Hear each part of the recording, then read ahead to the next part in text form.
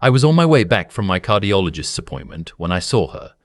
It was a Wednesday, just past 2 in the afternoon, and I'd taken the 6 train downtown because my car was in the shop.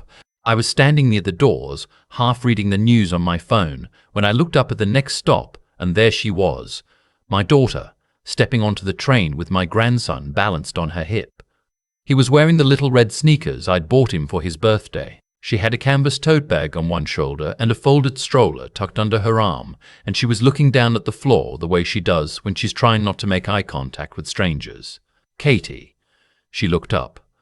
For just a second, half a second, really, something crossed her face. Not surprise exactly.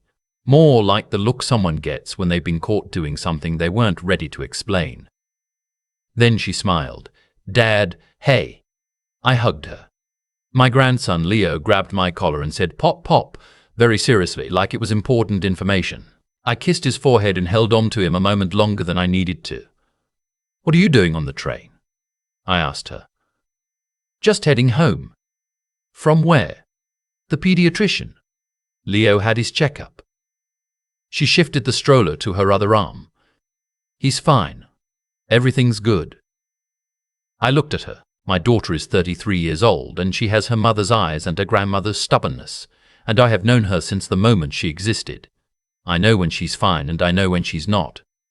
"Katie, where's your car?" She didn't answer right away. The train lurched into motion. Leo made a sound like a small engine. Katie looked out the window at the darkness of the tunnel. "I've been taking the train," she said finally. "Since when?" "You live in Westchester." "I know where I live, Dad.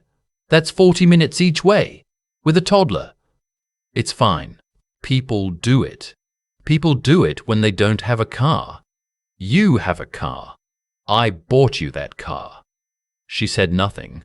She was still looking at the window. I bought her that car 18 months earlier, a used Honda CR-V with low miles and a clean Carfax, because she'd told me the lease on her old Civic was ending and she and her husband were trying to save money. I'd insisted on paying for it outright, because she's my daughter, and because I could, and because her husband, from the very first time I'd met him, had given me a feeling I couldn't quite name, like a door that looked solid but didn't sit right in the frame.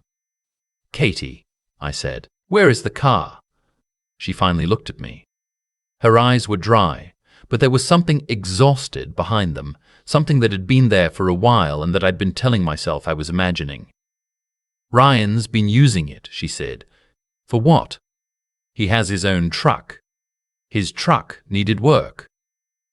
His truck needed work, and then his mom needed a way to get to her appointments. So his mother is using the car I bought you. It's not a big deal, Dad. She's been going through a lot." I didn't say anything for a moment. Leo had fallen asleep against my shoulder. The train swayed. "How long?" I asked. "How long what? How long has his mother been using your car?" A pause. "About 4 months." 4 months. My daughter had been taking the train from Westchester into the city and back with a toddler for 4 months because her mother-in-law was using the car I'd bought her. Her other-in-law was using the car I'd bought her. "And Ryan?" I asked. "He got his truck fixed eventually, so his truck is running." "Yes, but your car is still with his mother." She didn't answer, which was its own kind of answer. I'd been retired for 3 years. Before that I spent 31 years as a civil litigation attorney in Manhattan, and before that I was a kid from Queens who paid his own way through Fordham law while working night shifts at a shipping dock in Red Hook. I am not a man who loses his temper easily. I learned a long time ago that the quieter you are, the more people reveal. So I sat there on their train, holding my sleeping grandson, and I kept my voice very steady. "Talk to me," I said. What came out over the next 20 minutes was not delivered as a speech or a confession. It came out the way these things always come out. Sideways, in fragments, with a lot of pauses and a lot of, "It's not really a big deal," and "I don't want to make it sound worse than it is." But I've been listening to people tell me difficult things for 3 decades, and I know how to hear what's underneath the words. Ryan's mother, whose name was Patrice, had moved into their spare bedroom 8 months ago. My son-in-law had presented it as temporary. She was going through a divorce. She needed somewhere to land. Katie had agreed because she's kind, and because she wanted to support her husband, and because at the time she'd had no reason to think it would become what it became. What it became was this. Patrice did not leave.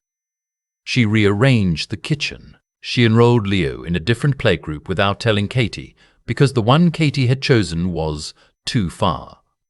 She answered the door when contractors came to give estimates on the bathroom renovation my daughter had been planning for 2 years, and she told them the project was on hold. She intercepted the mail. And Ryan, my son-in-law, the man my daughter had married and built a life with, said nothing. Or rather, he said things. He said Katie was being sensitive. He said his mother was just trying to help. He said maybe if Katie were a little less rigid, things would be easier for everyone. He said these things quietly, reasonably, in the tone of a man who was absolutely certain he was right. I started to feel like a guest in my own house, Katie told me. She said it simply, like it was a fact she'd already processed and filed away. That was the part that undid me, not the anger in her voice, but the absence of it. She'd said it the way someone says the kitchen light burned out, or it's supposed to rain tomorrow, like it had become ordinary. And the car? I asked. Patrice mentioned she couldn't get to her doctor's appointments. Ryan asked if she could borrow it. I said of course, just for the week. She stopped. That was 4 months ago. And when you asked for it back? She was quiet for a moment. Ryan said I was being selfish, that his mother needed it more than I did right now, that I could take the train. He said that. He said his mother was fragile and I needed to be more compassionate. I thought about a lot of things in that moment. I thought about the day I walked Katie down the aisle 4 years ago and the toast I'd given at the reception, about how I was trusting Ryan with the most important thing in my life. I thought about every Sunday dinner and every birthday and every time I'd looked for a reason to like him and found a reason to at least tolerate him. I thought about my grandson asleep on my shoulder. Does anyone else know? I asked. Mom doesn't know everything. I didn't want her to worry. Your sister? A little. Okay, I said. That was all I said. Okay. Katie looked at me. Dad, don't do anything. I'm not gonna do anything. I'm not gonna do anything. I mean it. It's my marriage. I need to handle it. I understand. Dad, I heard you, Katie. We rode the rest of the way to her stop. I helped her off with the stroller and held Leo while she unfolded it. I kissed them both and watched them walk toward the elevator. My daughter with her canvas bag and my sleeping grandson and the particular straightness of her spine that she's had since she was 7 years old. The one that means she's holding herself together through willpower alone. Then I go back on the train. I didn't get off at my stop. I rode it 2 more stops uptown, sat in a plastic seat with my coat still on, and did something I rarely do. I let myself feel it for a little while. Just the plain weight of it. My daughter had been quietly disappearing inside her own life for close to a year, and I hadn't seen it clearly enough to ask the right questions until I happened to run into her on a train. I am not a man who believes in coincidence. I got off at 86th Street and called my old law partner, Dennis. Dennis Cho and I tried cases together for 11 years before he left to open a family law practice in Midtown. We've had lunch every month for 20 years. He is one of maybe 4 people on earth whose judgment I trust without reservation. I need 20 minutes, I said when he picked up. I have a 4 o'clock. Come now. I took a cab. I didn't tell Dennis everything. I told him enough. He listened the way he always listens, without interrupting, without his face giving anything away. And when I finished, he was quiet for a moment, looking at the middle distance the way he does when he's thinking through structure rather than emotion. Does she want out? He asked. She didn't say that. That's not what I asked. I thought about her face on the train, the thing behind her eyes that had been there for a while. I think she doesn't know yet what she wants, I said. I think she's been told so many times that her feelings are wrong that she's not sure she can trust them anymore. Dennis nodded slowly. Okay, here's what I can do. What he could do was considerable. Dennis has been doing family law in New York for 15 years. He knows the relevant statutes, the way I know civil procedure. He walked me through what Katie's rights were with respect to the car, which, I should say, was titled in her name, purchased with a check I'd written to her directly. He explained what constituted marital waste in New York State. He used words like dissipation of assets and interference with property rights in a tone so calm and conversational that it took me a moment to register what he was actually saying. He wasn't just giving me information. He was giving me a map. "I can't make the call for her," Dennis said. "You know that. I know. But if she wants a consultation, my door is open, no charge. I know that too. And in the meantime—" He paused. "That car is titled in her name?" "Yes." "Then she has every legal right to request its return. Today. In writing, if necessary." I thanked him. We shook hands. I took the cab back downtown. I didn't call Katie that night. I knew if I called her too soon, she'd feel the pressure of it and pull back, the way she's always done when she's overwhelmed. Instead, I called my wife Helen, and I told her everything. Helen is a steadier person than I am. She cried quietly for about 2 minutes, and then she said, "What are we going to do?" "We're going to let Katie lead," I said, "but she's going to know she's not alone." "And the car?" "That I'm going to handle." Here is what I did not do. I did not call Ryan. I did not show up at their house. I did not contact Patrice. I did not make a scene or issue ultimatums or do any of the things that feel satisfying in the moment and make everything harder afterward. What I did was this. I wrote Katie a letter, not a text, not an email. An actual letter, on paper, the kind you fold and put in an envelope. I wrote it that night at the kitchen table while Helen made tea and the apartment was quiet. I told my daughter what I'd heard her say on the train and what I'd heard underneath what she said. I told her that I was not angry with her for not telling me sooner, because I understood that protecting the people you love sometimes means absorbing things that should never have been yours to carry.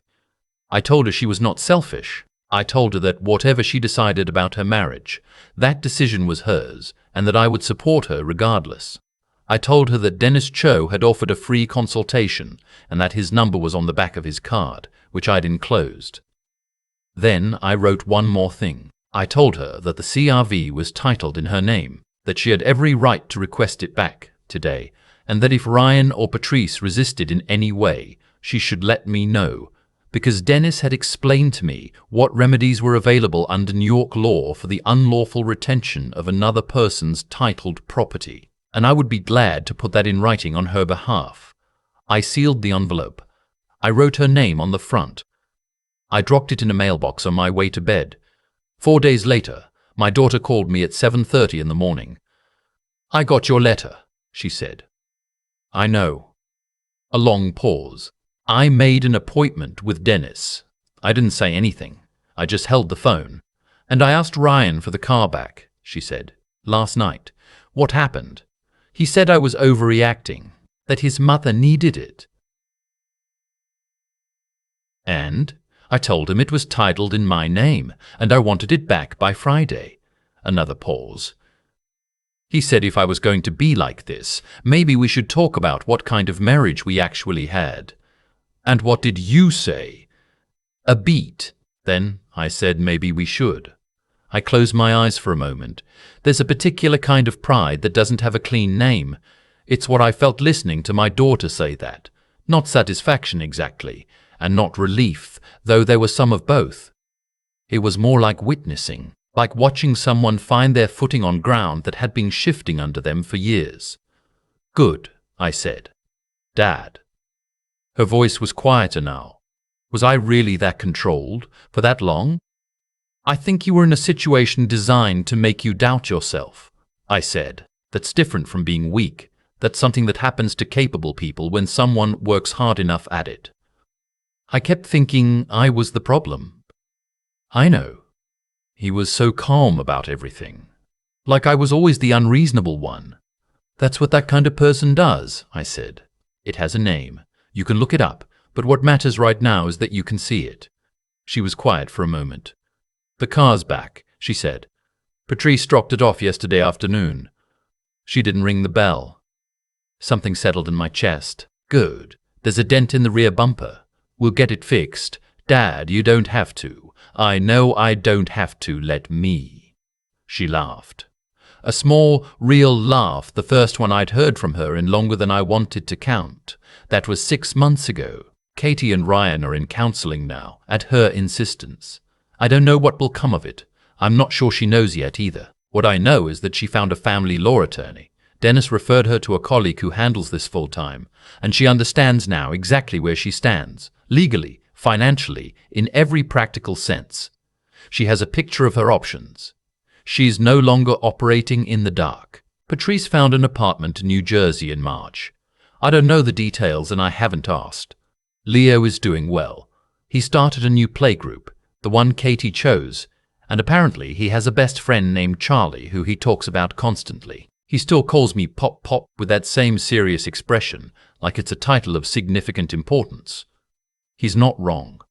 I've thought a lot about that Wednesday afternoon on the train, about the way these things happen.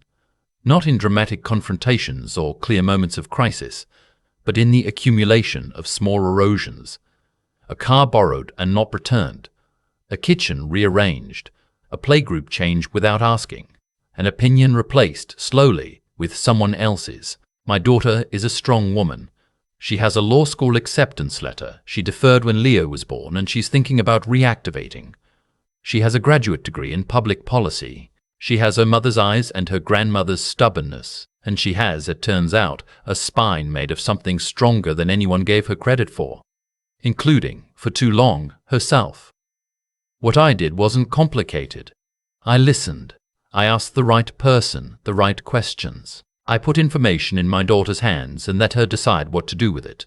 But I've learned, after 31 years in a courtroom and 62 years of being a person, that the most important thing you can do for someone who's been made to feel powerless is to hand them back the tools they already had and say, you never actually lost these. She just needed to remember they were hers. I've been thinking about cause and effect a lot lately, not in any grand philosophical sense, just the plain, observable kind. The kind you see when you look back at a sequence of events and realize that almost nothing came out of nowhere. Patrice didn't walk into my daughter's home and take over in a single afternoon. It started with a favor. A reasonable one even. A mother going through a divorce, a spare bedroom, a son-in-law who asked his wife to be compassionate. Every step in isolation looked defensible. That's how these things work. They don't announce themselves. They arrive dressed as kindness and stay until the walls have moved and the person who lived there can no longer find the door. And Ryan, I'd had to sit with my feelings about Ryan for a long time, because anger is easy, and understanding is harder, and I'm old enough to know that the harder thing is usually the more useful one. I think he told himself he was keeping the peace. I think he genuinely believed that asking Katie to be flexible was reasonable. That's the part that doesn't get talked about enough. The people who enable this kind of erosion rarely think of themselves as doing something wrong. They think they're managing a difficult situation. They think they're being balanced. What they're actually doing is choosing, every single time, not to choose. And the cost of that non-choice gets paid by someone else. Katie paid it for 4 years. Probably longer if I'm honest with myself about the signs I half saw and talked myself out of. What I know about resilience, real resilience, not the greeting card kind, is that it isn't the absence of being knocked down. It's the capacity to locate yourself again after you've been scattered. Katie had been told in 100 small and consistent ways that her instincts were wrong, that her needs were unreasonable, that a good wife, a compassionate daughter-in-law, a mature woman would simply adjust. She adjusted so much and for so long that she'd lost the thread back to what she actually thought. The letter I wrote her didn't give her anything she didn't already have. That's the part I want to be clear about. I didn't rescue her. I handed her a piece of paper that said, here is what is legally yours, here is someone who can help you understand your options, and here is what I know to be true about who you are. She did everything else herself. She made the appointment. She had the conversation with Ryan. She asked for her property back and held the line when he pushed. That was her. All of it. Integrity works the same way. Cause and effect does.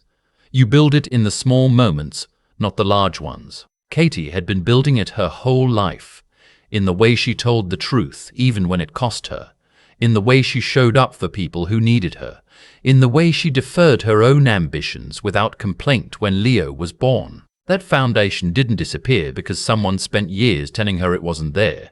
It was just waiting. Leo calls me Pop Pop, with the confidence of a person who has never once doubted that the word will be understood. He's not wrong to feel that way. Part of what I owe him, what I owe both of them, is to have done something with the 62 years I've had on this earth worth passing down. Not money, not connections. The ability to be still when stillness is what's needed. To ask the right question at the right moment. To write the letter instead of making the scene. That's what I've got. I hope it's enough.